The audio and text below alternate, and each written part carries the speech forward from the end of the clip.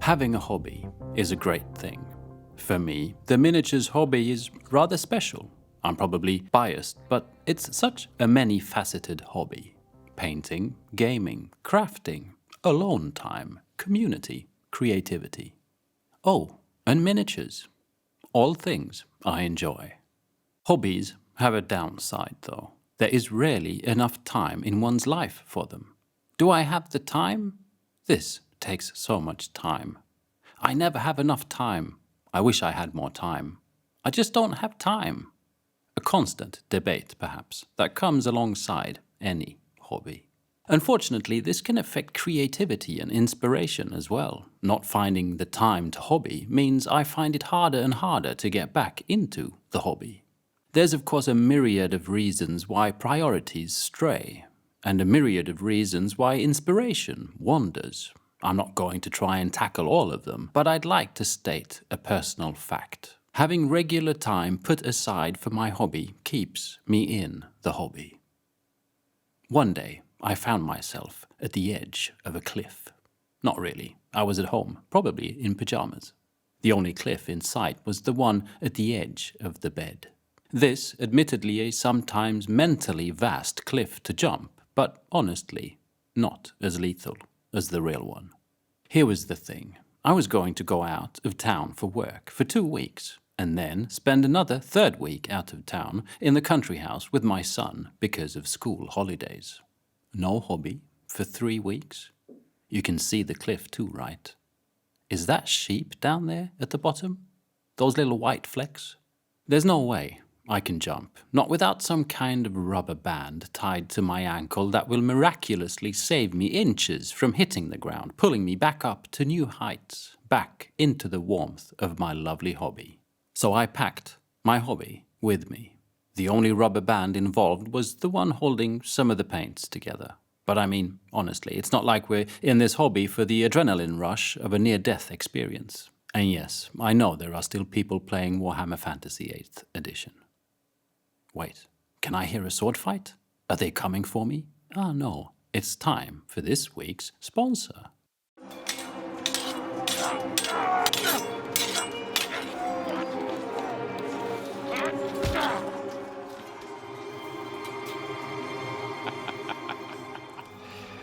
Yield to your lord. You're no lord.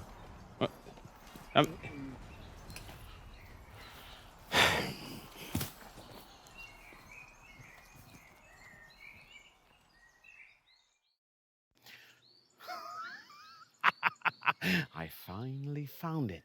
The sword in the stone. Now I'm a lord! No, you're not.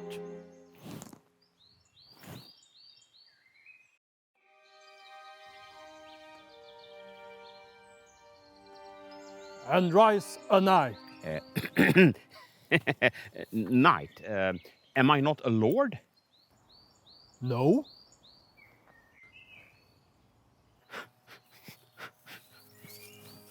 Here you go, Oscar. Am I a lord now? Yes, you are.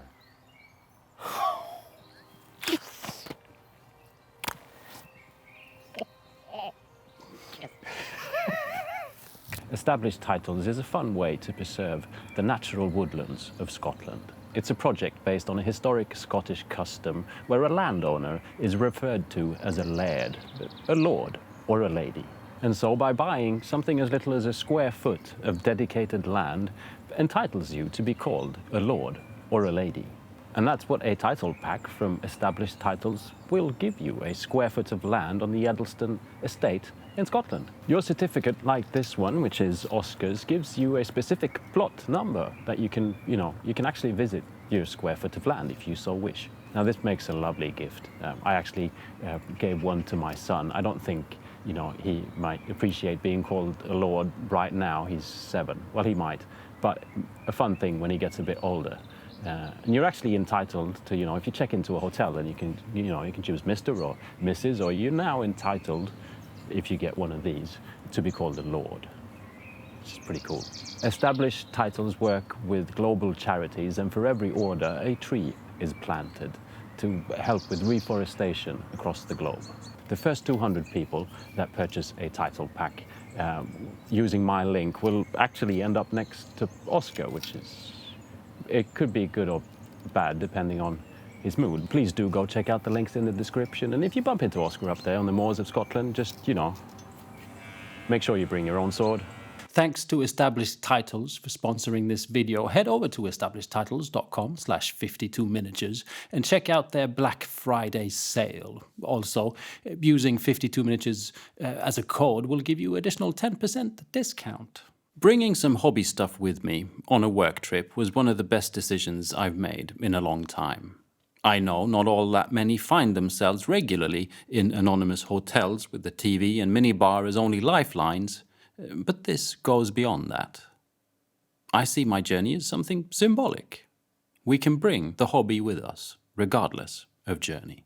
I mean, there's a lot of focus on the perfect painting station, on the most epic hobby setup that turns into a hobby room with a paint collection that turns into a hobby garage. I mean, who needs a car right now? Creating an environment that we can't be without. Synonymous with doing our hobby is all the other things we feel that we need access to and the palace we built. But we don't really need all that.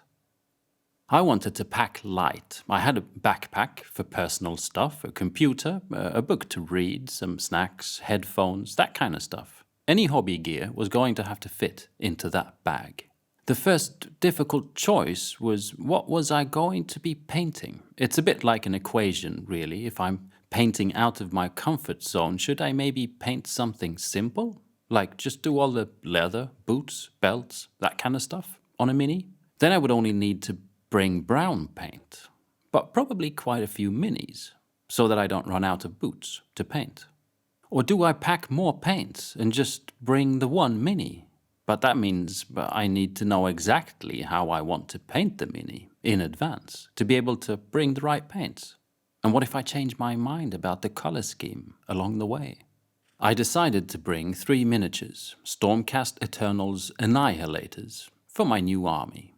I have at some point decided to paint these with a green scheme, so green paints were packed. I also know from already painted minis from the same army what I want to be using for the other details. Brown leather, steel, that type of stuff. I also packed Caucasian skin tone type paints for all the faces.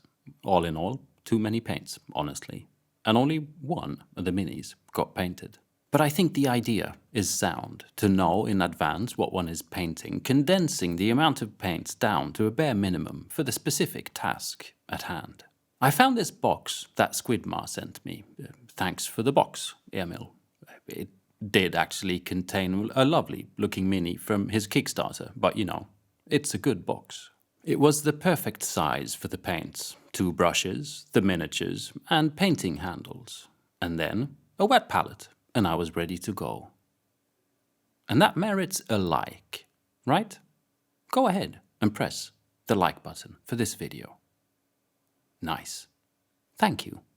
Now the big thing here is that not only did I get to spend a little time in a few evenings painting a miniature, a great alternative to boredom, getting that relaxation that painting a mini can bring after a full day's work, and at the same time keeping me in the hobby loop.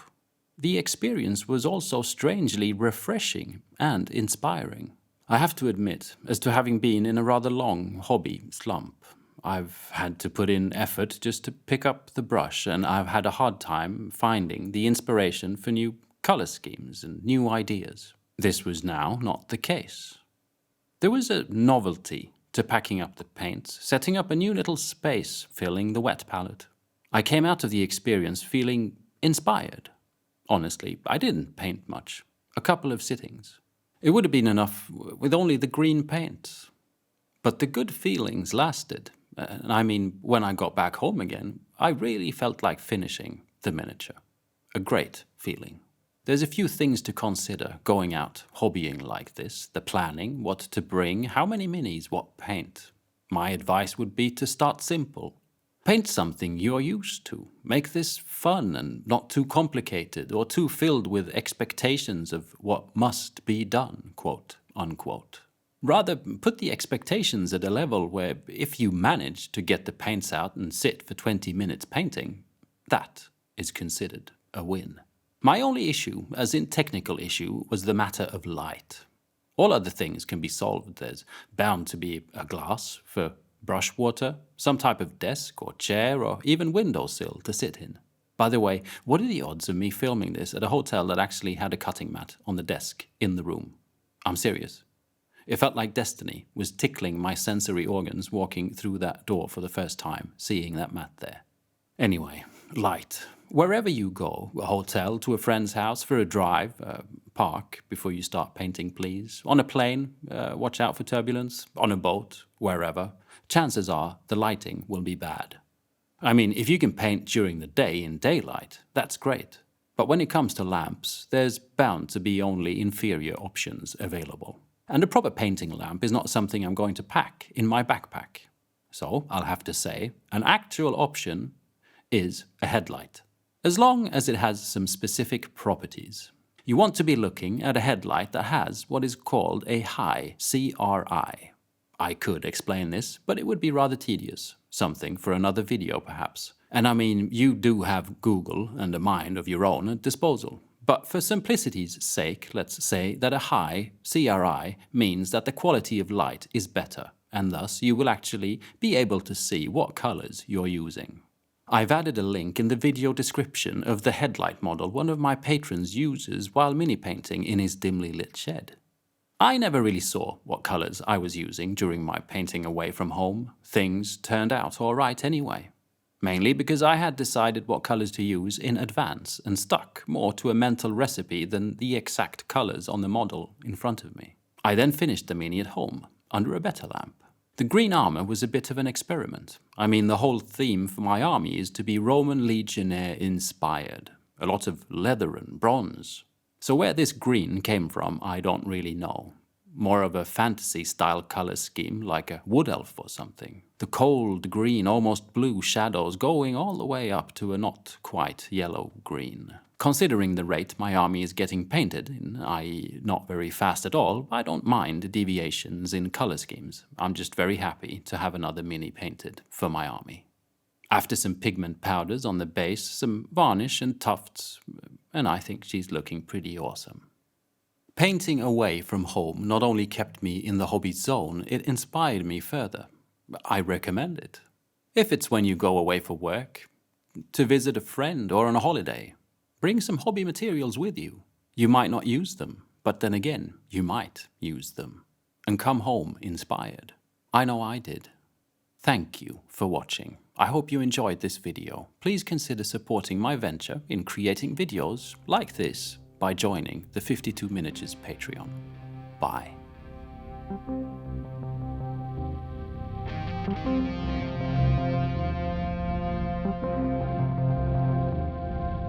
Thank you.